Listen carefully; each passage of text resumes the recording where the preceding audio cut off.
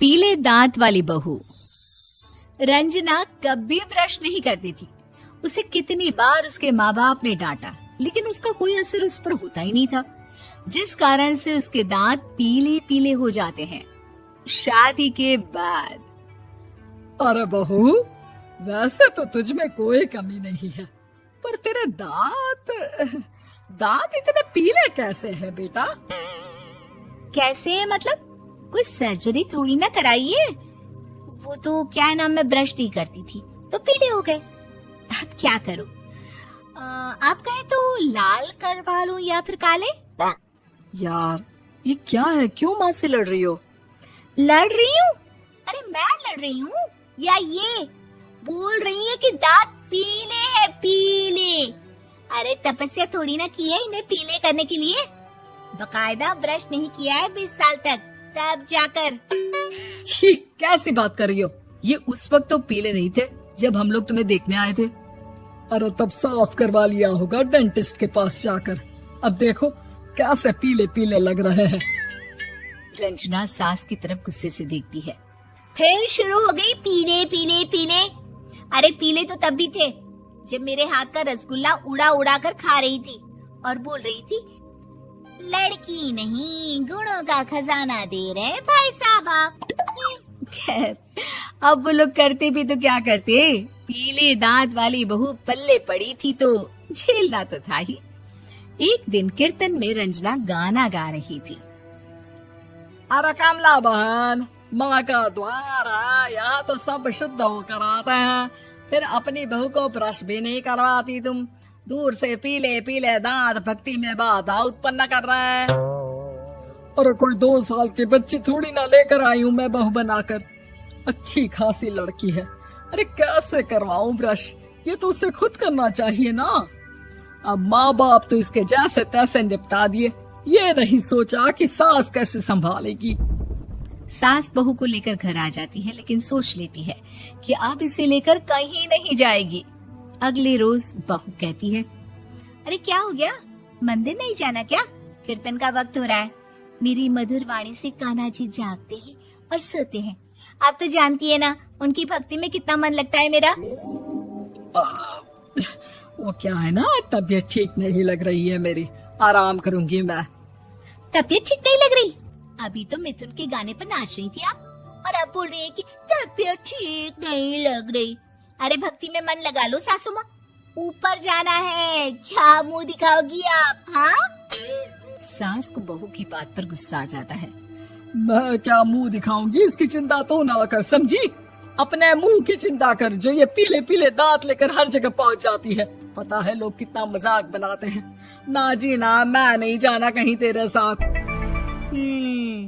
तो ये बात है, कोई ना, मत जाओ, मैं अपने कमरे में ही बैठकर भक्ति कर लूंगी। ऊपर वाला दांत थोड़ी ना देखता है, मन देखता है, भावना देखता है। और अरे बस बस, तू सब कुछ दिखा, बस ये सफेद चमकदार दांत ना दिखाना किसी को, है? जा यहाँ से। बहू को सास की बात का कोई फर्क नहीं पड़ता, वो तो जैसी थी वैसी ही रह जाती है। सुबह नहाकर किचन में खाना बनाना, फिर खाना खाना, कीर्तन भजन करना और सो जाना। एक दिन, माँ जी मैं सहेली के घर जा रही हूँ, शाम को लेट आऊंगी। हाँ हाँ तो जाना, मैंने कौन सा तेरी आरती करनी है घर पर बैठकर। रंजना सहेली के घर जाती है, जहाँ वो पार्टी में जाने की तैयारी कर रही होती है। अरे शिखा, कहाँ जाने की तैयारी कर रही है?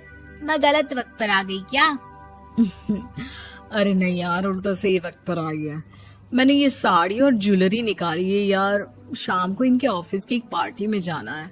बताना कैसा लग रहा है ये सब? नहीं यार, इस ड्रेस के साथ तो वो वाली ज्वेलरी अच्छी लगेगी। हाँ हाँ सही बोल रही है, मैंने ध्यान ही नहीं दिया। वैसे तो हमेशा से मस्त फैशन सेंस रखती है। तो बड़ा जाती होगी ना पति के साथ पार्टी में। रंजना कुछ नहीं बोलती, बस सोचती है कि यार काश ये बात सही हो जाती, पर मैं क्यों नहीं जाती पार्टी में? क्या इन लोगों की कोई पार्टी होती नहीं होगी? रंजना घर आती है और रात में पति से सवाल करती है, एक बात बताइए, आप मुझे किसी पार्टी में क्यों नहीं ले जाते? क्या आपकी यहाँ ऑफिस में पार्टी नहीं होती? पति बेचारा क्या कहता कि दांत पीले हैं तुम्हारे इसलिए। अरे कोई पार्टी होती नहीं हम लोगों के ऑफिस में, तो कहाँ से लेकर जाऊं? और मार्केट, मॉल, कहीं वीकेंड घूमना, कहीं तो। अरे यार सारे हफ्ते में एक छुट्टी मिलती है, तो सोचता हूँ कि आराम ही कर लूं। क्यों? रंजना मन मार के रह जाती है। पहले कभी सास के साथ मंदिर जाया करती थी, लेकिन वो भी सास ने ले जाना बंद कर दिया। घर बैठी बैठी रंजना बोर हो जाती है। तभी उसे आइडिया आता है और वो मायके जाने का सोचती है। सासू माँ, 2 दिनों के लिए मम्मी के घर जा रही हूँ। अच्छा ठीक है, आराम से जा। और हाँ, माँ से कुछ अच्छी आदत सीख कर आना कि कैसे शरीर के हर भाग की तरह दांतों की सफाई भी जरूरी होती है, समझी? शुरू हो गई ना आप। वो लोग आपकी तरह नहीं है कि छोटी छोटी बात का बतंगड़ बना दे। उन लोगों के लिए मैं मायने रखती हूँ, ना कि मेरे पीले पीले दांत। रंजना माँ को बिना बताए उन लोगों को सरप्राइज देती है, लेकिन जैसे ही वो दरवाजे पर पहुंचती है, अंदर देखती है कि घर वाले कहीं जा रहे होते हैं। अब माँ, काश रंजना दीदी के दांतों वाली प्रॉब्लम नहीं होती, तो वो भी हम लोगों के साथ चलती ना बुआ जी की बेटी की शादी में। हाँ बेटा, लेकिन अब उसे कौन समझाए कि उसको उसके पीले दांत नहीं दिखते, लेकिन उसके आसपास के लोगों को कितना एम्बैरेसिंग फील कराते हैं। मुझे तो कितनी बार उसके स्कूल की टीचर ने शिकायत की कि उसके साथ कोई लड़की बैठना भी नहीं चाहती, और ना ही कॉलेज में कोई उससे बात करना चाहता था। लेकिन पता नहीं क्यों उसे ये बात समझ में ही नहीं आती। कोई कमी नहीं है उस लड़की में, बस यही कि दांत पीले हैं।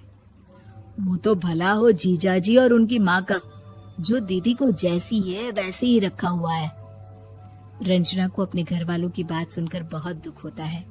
वो सोचती है कि वो क्या करे, लेकिन फिर वो सीधा डेंटिस्ट के पास जाती है, अपने दांत चमकाती है और कसम खाती है कि वो रोज ब्रश करेगी। अरे क्या हो गया? तुम तो 2 दिनों के लिए गई थी ना, पर कोई ना, अच्छा है, चलो आ गई तो। रंजना सास के सामने आकर खड़ी हो जाती है और पूरी स्माइल करती है, उसके चमकदार दांतों को दिखाती हुई। हैं? चले मंदिर? माँ, मुझे माफ कर दीजिए, मैंने आप लोगों को बहुत एम्बैरेसिंग फील करवाया। मैं आज से रोज ब्रश करूंगी।